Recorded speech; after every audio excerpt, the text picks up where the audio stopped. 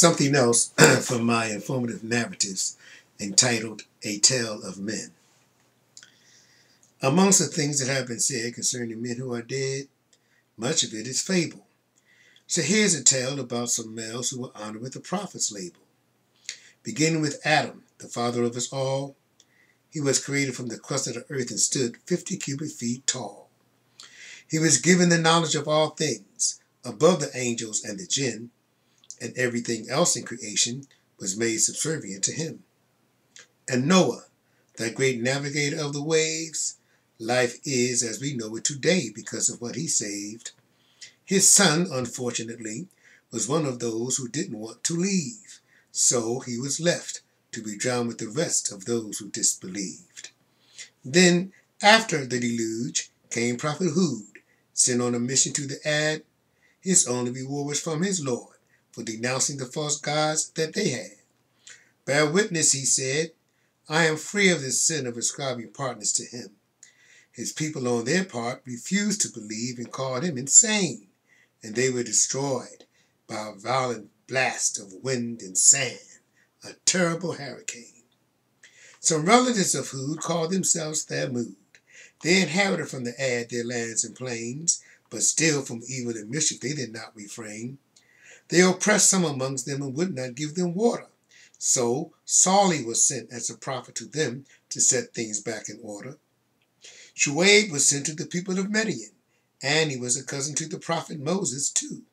But the story of Shuaib is of Arab tradition, while that of Moses is of the Jew. In the time of Shuaib, the people gave uneven measures and weights.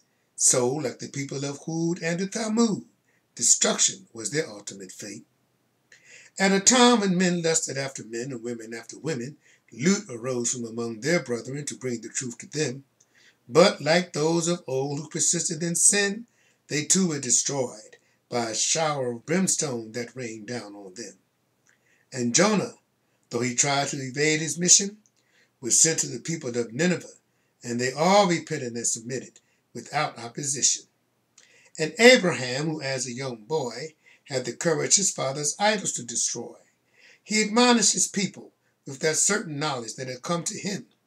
There is but one Lord of all the worlds, and idol worshipping is a sin. Isaac and Ishmael were brothers. Though they had separate mothers, their seed was the same. Their father, known as the father of the Jews, is also he who gave the Muslims their name. Moses is one who was specially chosen and sent to Pharaoh and his chiefs. 9 signs he gave, and 9 times they disbelieved, and the people followed Pharaoh instead. And painful indeed would be the punishment to which they are led. And the Psalms of David are really inspiration that form one of the 4 major books of Revelation. With him, in unison, all nature did sing, while the prophet Joseph was given interpretation of dreams. And Enoch, and Elijah, and Zechariah, and Job too, all were prophets sent to men, and all of them spoke the truth. The message was the same with each prophet that came. Now the wisest one amongst these men was the son of David, prophet Solomon. He had at his command a host of jinn and men, and he had the ability to speak to the wind. This little list of many illustrious would be remiss if no mention was made of John the Baptist, while the very name itself would not have been had it not been used first exclusively for him. And Christ Jesus, the son of Mary, who some people tried to raise to divinity, was also a prophet of God and a sign to mankind, and the manifestation of the word be. Now all these men were heaven sent, and they all formed one brotherhood. They all forbid their people the evil and extolled them to do good. During the next 600 years of human fears and ignorance, mankind remained the same. Then God raised another, just like the others. Muhammad ibn Abdullah was his name. Peace and blessings of God be upon him for the work that he has done.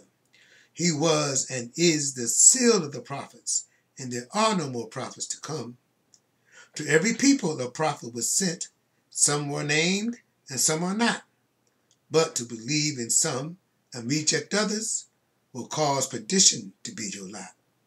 You must believe in all of them, for their message was the same. They all said, O people, worship God alone. You have no other Lord but He. And come to willing submission, because that's the real name of life's game. Entitled,